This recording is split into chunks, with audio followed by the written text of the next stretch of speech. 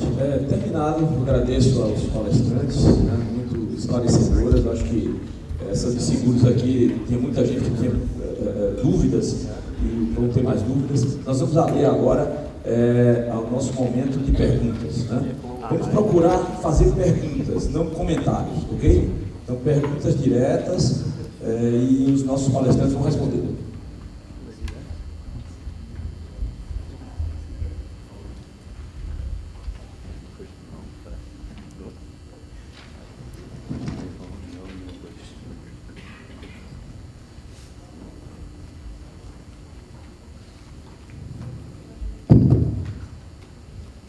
Alô, bom dia. Meu nome é Felipe Depur, sou diretor da Scott Sprinklers. Queria perguntar para o Paulo, eu acho que você vai responder bem essa pergunta. A gente viu aqui uma série de testes técnicos sobre sprinklers. E tem um lado desse processo de certificação que eu acho que só os fabricantes e quem trabalha com certificação conhecem, que é muito interessante. Eu queria que você falasse sobre a questão de procedimento de auditoria.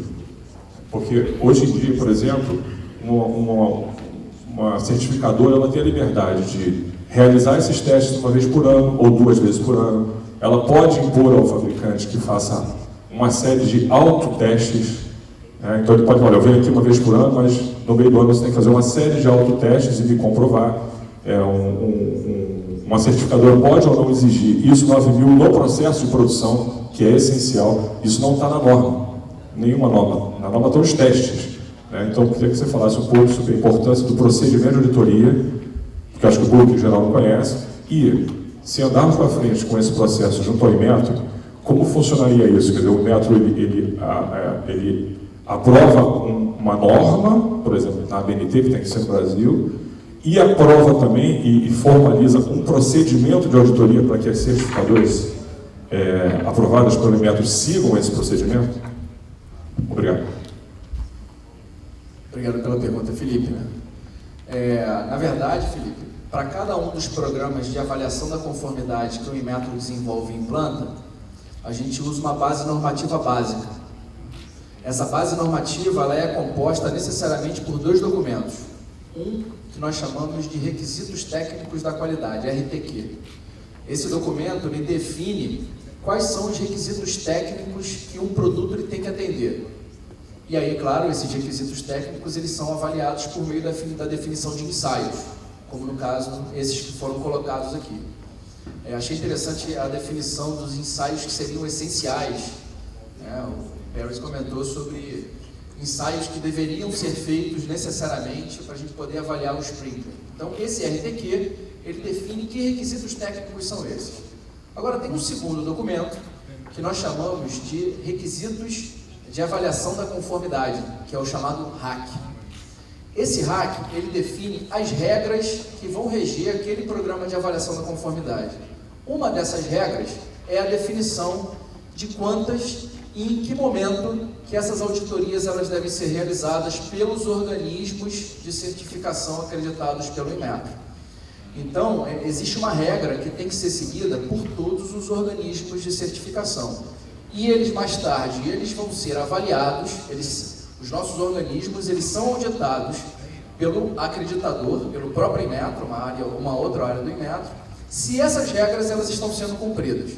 Então, existem 2 documentos. Um são os requisitos, o Regulamento Técnico da Qualidade, que define requisitos técnicos e que são aplicáveis ao produto.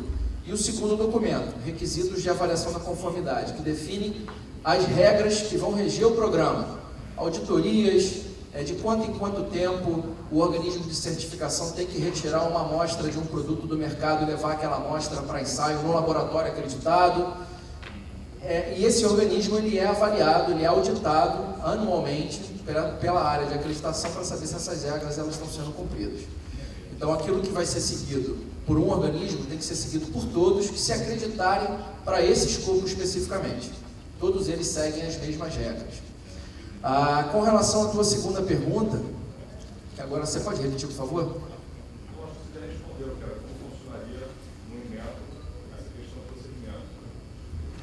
De uma forma geral, o público não visualiza essa questão dos procedimentos de auditoria, da importância da qualidade da certificadora, não só da qualidade do produto, mas da qualidade de certificação da auditoria desses testes. O que a gente pretende ao estabelecer esses dois documentos, da mesma maneira, os mesmos requisitos que são aplicáveis ao produto nacional, eles têm que ser aplicáveis aos produtos importados, com o RAC, com os requisitos de avaliação da conformidade, eles são aplicáveis a todos os organismos que se candidatam para atuar num determinado escopo de certificação, no caso, os sprinklers. Os organismos de certificação são as certificadoras, exato. Bom, gente, mais alguma pergunta? Eu queria uma para o Zé Carlos. Zé Carlos, você mostrou a nós que hoje o IRB é o maior ressegurador nacional. E eu queria saber o seguinte, a gente tem reparado que muitos sistemas de proteção são instalados com equipamentos sem nenhuma certificação confiável. Isso pior ainda, quer dizer, instala, depois não faz mais manutenção, na hora do sinistro, a somatória da falta de certificação com a falta de manutenção, não se consegue, vamos dizer, extinguir um sinistro de incêndio. Como é que é a posição do IRB hoje sobre equipamentos certificados e sobre manutenção periódica na hora da renovação, por exemplo, do resseguro? Obrigado pela pergunta. O mercado de resseguros hoje tem 114 resseguradoras, né? 14 locais, mais uma afinidade de outros resseguradores. Os locais têm escritório aqui no Brasil, os admitidos têm uma representação, capital no Brasil, e tem os eventuais que são mera representação sem capital aqui no Brasil. Então, o IRB é um dos resseguradores, né? Nosso trabalho, quando a gente vai fazer a inspeção, o risco, né? A gente vai buscar fazer a recomendação e avaliar se aquele risco está protegido efetivamente. Vai olhar todos esses itens, se o sistema de sprinkler efetivamente certificado, se funciona, todos esses itens que a gente falou aqui, a gente vai olhar, né? Mas, como a gente hoje tem 40% do mercado, né? 60% do mercado não está mais com a gente, né? A gente participa algumas vezes, participações pequenas, outras vezes nem está no risco, né? Está com alguma outra seguradora e um outro ressegurador que não ir. Então, o nosso poder de imposição de regra, ele hoje é zero, não tem um raio. Nós temos risco que a gente, para eu dar um resseguro, eu quero que você faça isso. Eu chamei lá, eu sou na área de property lá no IRB, que atua nesses riscos patrimoniais, a gente chamou um projeto chamado Fazendo do Limão a Limonada. O que é isso? O risco muito ruim, sem proteção nenhuma. A gente tem vários exemplos que a gente conseguiu fazer um trabalho muito legal em área de madeira, papel, celulose. A gente vai ao risco. Você tem que fazer isso aqui. Você é um limão hoje, ninguém quer você. Azedo e tal. Mas podemos colocar uma água, um açúcar, dar uma cachaçinha para tomar uma caipirinha. Fazendo o quê? Protegendo, botando o sprinkler adequado nesse risco, fazendo investimentos em elemento humano, investimentos de gestão do risco, e aí, efetivamente, deu uma capacidade de resseguro. Nesse momento, você não está apto a receber a capacidade. Ou então, a capacidade você dá com uma franquia que ele é mais segurador dele mesmo do que a gente. Então, e esse processo que nós fizemos deu muito certo. No segmento de madeira, temos vários casos de sucesso. Mas, efetivamente, né, é um universo pequeno. Você vai ter outros, né, clientes que, por exemplo, nós temos um caso interessante, uma fábrica de colchões, por exemplo, que é um risco bem agravado, pouca gente aceita. Nós estivemos no local, tem que ter sprinkler aqui na espumação, aqui aquela coisa toda, devidamente certificado. E o cliente falou, vai para lá, né? Não fez seguro. Passou um mês e perdeu a fábrica, queimou tudo. E aí voltou procurando, mas o que a gente precisa fazer? Na boa, construir a fábrica. O que você recomenda colocar nessa fábrica? Aí fizemos todo um trabalho de consultoria técnica para que ele fazia a fábrica, e nasceu uma fábrica bem protegida.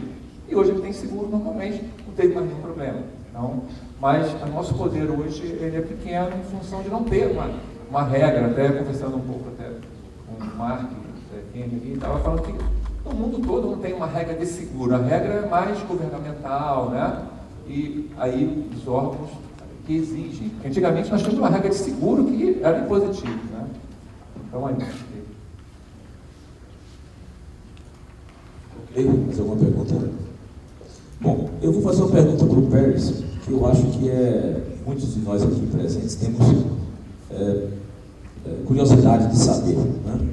A gente recebe a palestra do Jonas super esclarecedora, né, que em determinada localidade do planeta, de onde vem muito sprinkler aqui do Brasil. E a pergunta que eu faço para o Pérez é o seguinte: Pérez, a FM Approvals tem efetivamente algum fabricante chinês certificado, com a certificação total da FM?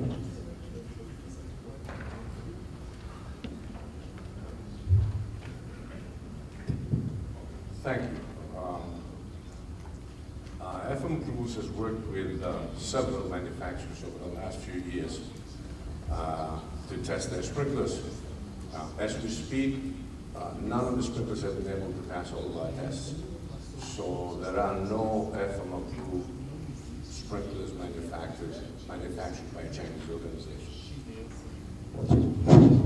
Então, para vocês que estão no mercado, né, essa é uma boa notícia. Não existem sprinklers chineses aprovados FM. Ok?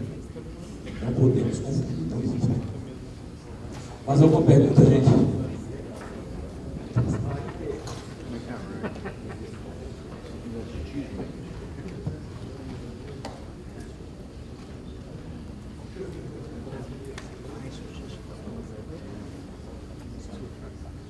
Bom dia. Sou o Major Cicerelli, bombeiro de São Paulo. Minha pergunta é para o representante do Inmetro. Gostaria de saber o seguinte: aqui no Brasil nós temos um mercado de certificação nessa área de segurança contra incêndio ainda um pouco deficitário. Com certificação obrigatória, pouquíssimos produtos, ou um apenas, né, o extintor. Alguns voluntários e muitos não existe nenhum tipo de regulamentação nem que voluntária. Com relação à elaboração do RT e da RAC, justamente essa foi a minha pergunta. Começando do zero, quando não tem nada disso, para algumas linhas, alguns produtos de segurança contra incêndio, estou nem falando de sprinkler que já tem alguma coisa nisso mesmo que voluntário. Qual que seria o pontapé inicial? Como que o Inmetro auxilia, né, na elaboração da RAC, da RTQ, e quais são as partes interessadas para sentar e conversar sobre isso aí, para a elaboração dessa documentação, desses relatórios, para sair do zero. Sei, já levando em consideração que assim, aquele estudo, né, partiria para uma certificação voluntária de alguns produtos, né? Como que o Inmetro auxilia, compõe toda essa regulamentação? Obrigado pela pergunta. Bom, hoje nós temos equipamentos de combate a incêndio em 3 situações diferentes dentro do Sistema Brasileiro de Avaliação da Conformidade. Nós temos equipamentos que são certificados compulsoriamente, e por isso, para serem comercializados, eles necessariamente têm que ostentar o selo de identificação da conformidade, que é o caso, por exemplo, de extintor de incêndio. Nós temos equipamentos que têm uma certificação voluntária. Existe um programa de avaliação da conformidade estabelecido, mas a certificação ela é voluntária. E existe um terceiro caso, em que nós temos uma ação, uma iniciativa do próprio setor produtivo que buscou, como um diferencial de mercado, certificar o seu produto. Para esses casos, não existe um programa de avaliação da conformidade estabelecido. Então, esses produtos, essas marcas, elas não têm autorização para usar o selo de identificação da conformidade. Então, nós temos 3 situações no mercado brasileiro hoje. Quando nós decidimos por criar um programa de certificação, dentro desse contexto que eu mencionei, né, com essa base normativa, com o RTQ e com o RAC, quando nós decidimos criar esse programa, o que nós fazemos é constituir uma comissão técnica. E dessa comissão técnica participam os especialistas no assunto. Setor produtivo, academia, laboratório, no caso de equipamentos de combate a incêndio, o Corpo de Bombeiros. Todas essas organizações, elas são convidadas. Nós não convidamos as empresas individualmente, a gente sempre acha que é mais importante, interessante que haja uma associação que represente o setor, para que essa associação fale em nome do setor. Imagina a gente, por exemplo, foi citado aqui o caso de colchão. Colchão é um produto regulamentado e com a sua conformidade avaliada compulsoriamente no âmbito do SBAC. Existem mais de 800 fabricantes de colchão no Brasil. Imagina eu constituir uma comissão técnica que nós teríamos que nos reunir com os 800. Não dá para fazer isso. Então é interessante que nós tenhamos uma associação que represente esse setor. Ou seja, nós constituímos essa comissão técnica que tem um caráter consultivo. Então, o RTQ e o RAC são documentos que são elaborados no âmbito dessa comissão técnica, mas ela tem um caráter consultivo. Esses especialistas nos auxiliam ao Inmetro na definição de quais requisitos devem ser atendidos, quais os ensaios, quais os métodos de ensaios que devem ser previstos, quais são as regras que devem reger esse programa de avaliação da conformidade. Então, essa comissão técnica nos auxilia, mas quem bate o martelo é o Inmetro, como regulamentador do produto. Esse processo é um processo bastante rico, né, porque existem várias discussões durante todo esse processo, e ele busca ser o mais transparente possível, não só durante o desenvolvimento do programa, mas no momento em que o programa vai ser colocado em vigor. Nós colocamos numa consulta pública para saber se esse RAC e esse RTQ que nós estamos propondo, ele vai solucionar o problema que foi levantado. Então a gente coloca essa documentação em consulta pública durante 30, 60 e até 90 dias para que a gente possa ouvir a sociedade. Essa sociedade que não participou do processo dentro da comissão técnica, para que ela possa se manifestar com relação a essa documentação que vai ser colocada em vigor. E aí, aprovando essa documentação, entram os prazos para adequação. Geralmente são 3 prazos que a gente estabelece. Um prazo para fabricação e importação, um prazo para comercialização pelo fabricante e pelo importador, e um terceiro prazo que é para o comércio. Então a gente busca estabelecer prazos também que sejam compatíveis com a complexidade de cada setor. Não adianta também a gente querer que o programa entre em vigor em até 6 meses, se o setor produtivo ele não vai ter condições de se adequar nessa velocidade. Então a gente estabelece prazos de adequação que são até bastante flexíveis, para que ao final desse tempo não haja, como eu mencionei durante a apresentação, que o setor depois não volte para o Inmetro pedindo para que o prazo seja postergado, porque por alguma razão ele não conseguiu certificar o seu produto. Mas é basicamente assim que funciona esse processo. Mais alguma pergunta, gente? Eu tenho uma pergunta para o... Desculpe.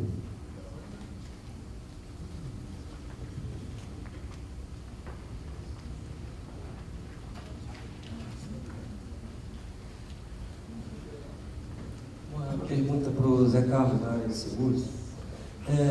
Realmente, no passado, você tinha um diferencial, porque, embora fosse exclusividade do I, você chegava a fazer visita até o cara de seguro para analisar se ele tinha, por exemplo, uma bomba, se ele instalasse uma bomba diesel, tinha um desconto dos 60% de seguro, ao invés de instalar bomba gasolina, que era a exigência que o bombeiro fazia. Você tinha um diferencial, e para vender manutenção, você tinha que mandar relatórios para a SEICA e tudo mais. O que eu te pergunto assim, se hoje realmente nessa disputa incessante que tem, se só de resseguradora tem 114, se realmente existe quando não se tem uma boa proteção no risco elevado, se essa disputa pelo prêmio do seguro lá para fazer o seguro realmente não levou a uma piora, ou seja, você não consegue hoje ter um diferencial em função do cara não ter nenhuma proteção e reduzir-se realmente seu plano de seguro, já que existe uma disputa desenfreada pelo cliente.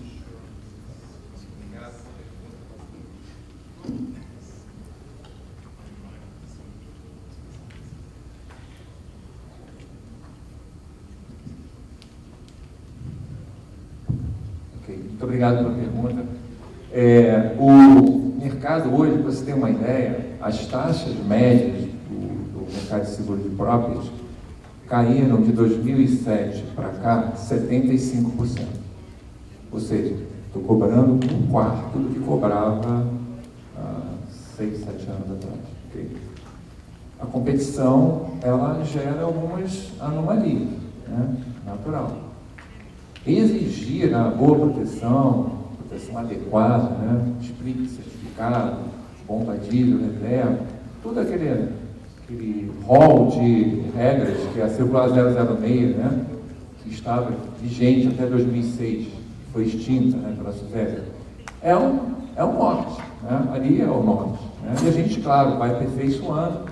Quando a gente consegue fazer o trabalho com o segurado, né, a gente vai dar todas essas informações, todas essas dicas e recomendar que ele faça para ele ficar bem protegido, porque, como bem falou os palestrantes aqui, em relação ao seguro não consegue indenizar tudo, né? Perda de mercado, você não indeniza, a sua marca está envolvida em um acidente, né? Coisa ruim para você, notícia ruim.